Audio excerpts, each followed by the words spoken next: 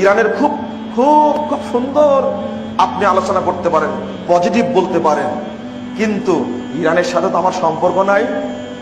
Iran মনে করে পবিত্র কোরআন 90 পারা, আমার পবিত্র কোরআন হলো 30 পারা।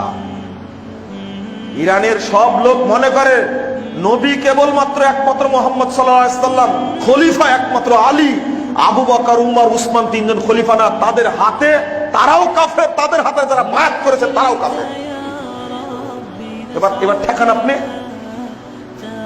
আজও তারা চায়, নাউজুবিল্লাহ, ইরানে কোনো সালাফি মসজিদ নাই, যদি খালি জানতে পারে সঙ্গে সঙ্গে ব্রাস্ট ফায়ার করে মেরে ফেলে দেবে তাকে।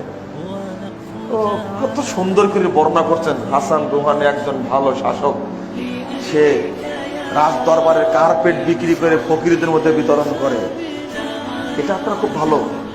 আর কোন মহিলা বুরকা ছাড়া ঢুকতে পারে না, কি চমৎকার কথা। আপনার কথা তো ঠিক, কিন্তু আপনি 20 দিন থাকেন, 3 দিন থাকেন, যতগুলো বিশ্ববিদ্যালয় আছে সমস্ত বিশ্ববিদ্যালয়ের ছাত্র ছাত্রী একটা টাইমে তারা বিয়ে করে নিয়েছে, মাস্টার শেষ, বিয়ে বিচ্ছেদ হয়ে গেল।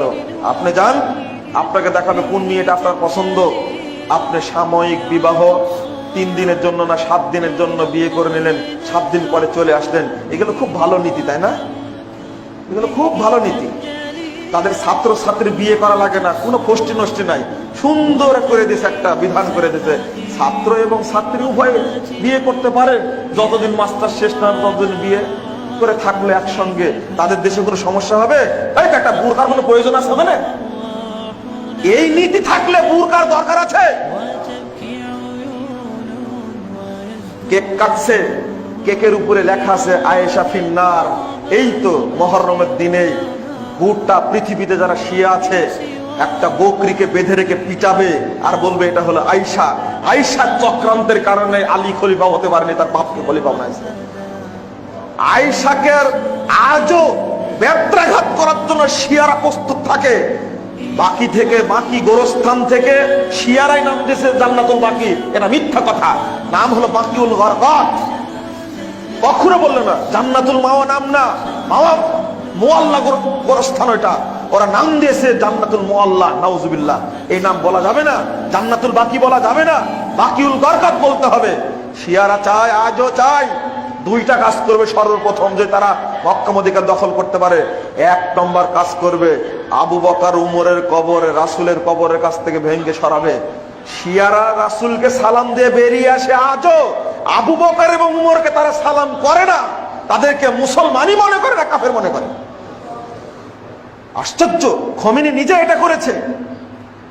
আব্দুর রহমান হুজাইফি মদিনার ইমাম না, দেখাতে গেছে, সালাম দেন, সালাম দিয়েছে মোহাম্মদ সাল্লাল্লাহু আলাইহি সাল্লামকে, কিন্তু বলছে সাহেবাইন আবু বকর উমর, এটা আবু বকর উমরের কবর, সাল্লিম আলাইহিমা, তাদেরকে সালাম দেন। চুপ, কথা বলে না। আবার বলছে সালাম দেন তাকে, সালাম দেনে বেরিয়ে আসছে।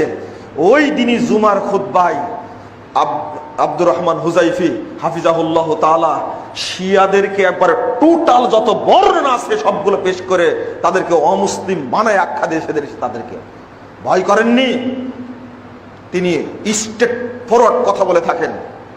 কেন সালাম দিল না? মা আয়েশার কবরটা তুলে তারা আগে তাকে রজম করবে, তারপরে আবার কবর দেবে ইহুদের খ্রিস্টানদের কবরস্থানে, এটা তাদের টার্গেট। নাউজুবিল্লাহ, মা আয়েশা কি জেনাকারিনী ছিলেন?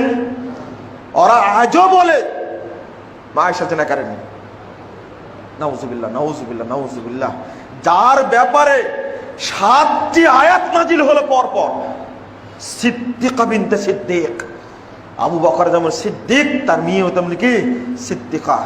দীর্ঘ 56 বছর মানুষের মুসলিম উম্মার জন্য ইলম বিতরণ করেছে, তারপরে তারা এত অকৃতজ্ঞ। বন্ধুরা, আমার সময় শেষ হয়ে গেছে।